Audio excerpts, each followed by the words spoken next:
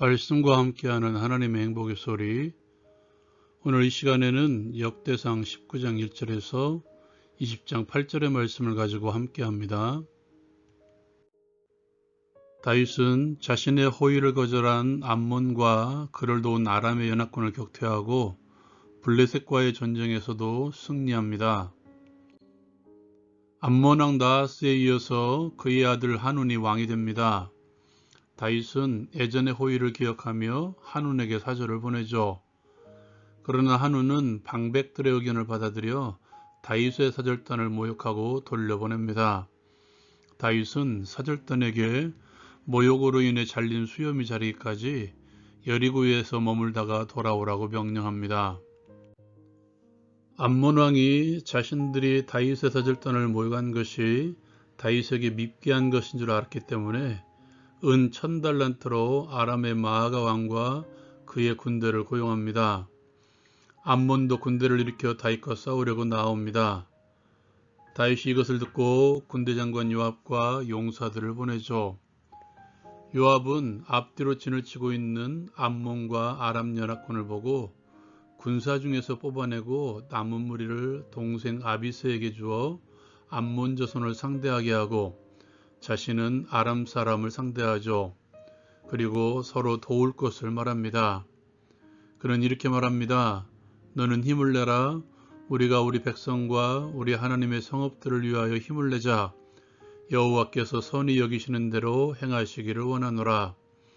그렇게 요압이 나아갔을 때 아람 사람들이 그 앞에서 도망합니다. 암몬 자손은 아람 사람들이 도망함을 보고 도망하죠. 패한 아람 사람이 강 건너편에 있는 또 다른 아람 사람들을 불러냅니다. 하다데셀의 군사대사령관 소박이 군대를 거느리고 나오죠. 다윗은 그들을 향해서 나아가고 전쟁에서 승리합니다. 해가 바뀌어 왕들이 출전할 때가 되어서 요압이 군대를 거느리고 암몬 자손의 땅을 격파하고 암몬의 수도인 라빠를 에워싸고 그때 다윗은 예루살렘에 남아 있었습니다. 요압이 라빠를 쳐서 함락시키고 다윗이 암몬 왕의 머리에 있는 보석에 있는 금 1달란트 무게의 왕관을 자기 머리에 씁니다. 그리고 그 땅의 백성을 종으로 삼습니다. 이후에 블레셋과의 전쟁이 있었는데요. 후사 사람 10부개가 키가 큰 자의 아들 중에 10배를 죽입니다. 다시 전쟁할 때 야일의 아들 엘하난이 가드 사람 골리앗의 아우 라흐미를 죽입니다. 가드에서 전쟁할 때에는 손과 발에 가락이 6씩 있는 키가 큰 자의 소생을 다윗의 형 시므야의 아들 요나단이 그를 죽입니다. 이처럼 다윗이 했던 것처럼 키 큰 자의 소생이라도 다윗의 신하들에 의해서 모두 죽임을 당합니다. 적용을 위한 나눔의 시간. 먼저 약점을 감추시는 하나님에 대해서 함께 나누기로 원합니다. 오늘 말씀은 암몬과 블레셋과의 전쟁에서 승리한 이야기를 다루고 있는데요. 암몬의 수도인 라빠성의 점령으로 말미암아 암몬과의 전쟁에서 완전한 승리를 가져오죠. 그런데 그 전쟁에서 승리한 사람은 다윗이 아닌 요압이었는데요. 군대 장관으로서 전쟁을 할 수 있지만 그 단락의 시작을 보면 왕들이 출전할 때가 되었다는 말로 시작하고 있습니다. 이 구절의 본래 의미는 전쟁하기 적합한 계절이 왔다는 뜻이죠. 관용구로서 왕들이 출전해도 될 만큼 전쟁하기 좋은 계절이라는 뜻입니다. 그런데 전쟁은 요압이 하고 있고 전쟁의 용사였던 다윗은 예루살렘에 그대로 있었죠. 암몬의 수도인 라빠를 에워싸고 있었다는 것은 이제 전쟁의 마지막이 되었다는 것입니다.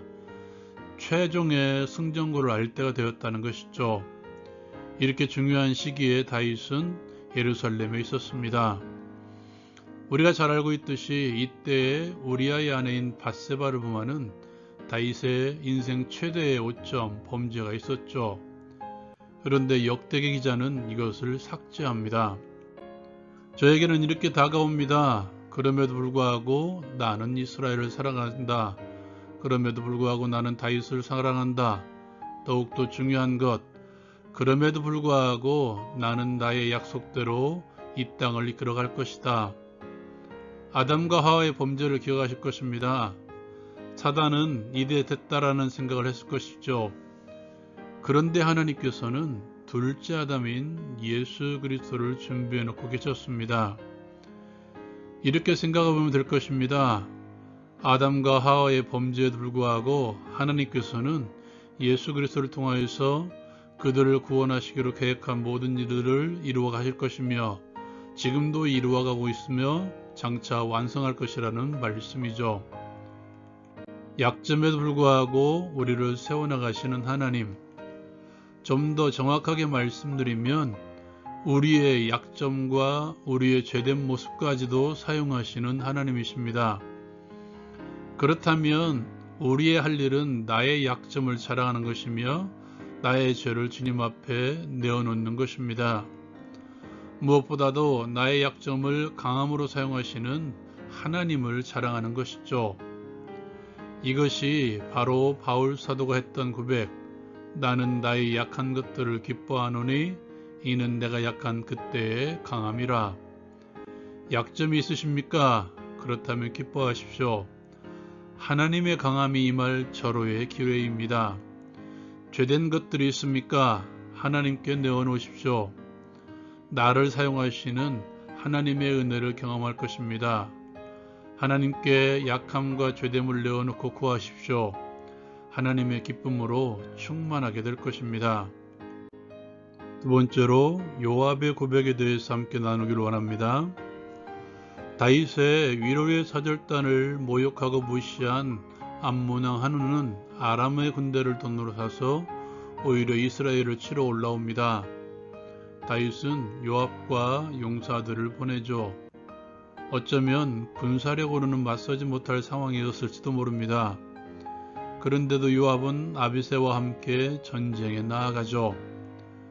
비단 이들만이 아니었습니다. 오늘 말씀에서는 블레셋과의 전쟁도 소개하고 있는데요. 다윗의 용사들이 블레셋의 키 큰 용사들을 모두 죽이죠. 성경은 그 결말을 이렇게 맺고 있습니다. 가드의 키 큰 자의 소생이라도 다윗의 손과 그 신하의 손에 모두 죽었더라. 다윗처럼 다윗의 신하들도 그렇게 행했다는 뜻입니다. 오늘 요압은 이 전쟁 앞에서 이렇게 고백하고 있습니다. 너는 힘을 내라. 우리가 우리 백성과 우리 하나님의 성읍들을 위하여 힘을 내자. 하나님의 나라를 위해서 힘을 내었다는 뜻이죠. 또한 이렇게 고백하고 있습니다. 여호와께서 선히 여기시는 대로 행하시기를 원하노라. 골리앗 앞에 선 다윗의 외침을 잘 아실 것입니다. 너는 칼과 단창으로 나아가오니와 나는 내가 모욕하는 만군의 여호와의 이름으로 나아가노라. 이들 모두 자신의 능력으로 나아간 것이 아니라 주를 믿는 믿음으로 나아갔다는 뜻입니다. 믿음으로 나아갔을 때 암몬과 아람 연합군이 그들 앞에서 도망합니다. 블레셋의 골리앗과 같은 큰 용사들이 모두 다윗의 신하들에게 죽임을 당합니다. 믿음이 능력입니다. 믿음으로 나아갈 때 하나님께서 이기게 하십니다. 공동체를 위해서 하나님의 나라를 위해서 믿음으로 나아가십시오. 주께서 주시는 승리, 믿음의 승리를 체험할 수 있을 것입니다. 나의 약함에도 불구하고 나의 죄됨에도 불구하고 당신의 뜻대로 세워나가시는 하나님의 능력을 체험하게 하옵소서. 믿음으로 나아갈 때 승리를 주시는 하나님의 은혜를 체험하게 하옵소서. 예수님의 이름으로 기도합니다. 아멘. 다윗의 믿음이 다윗의 신하들에게 이어졌습니다. 나의 믿음이 주변으로 퍼져나가죠. 어떤 믿음이 이어져 나가고 있습니까? 라온 큐티 마칩니다.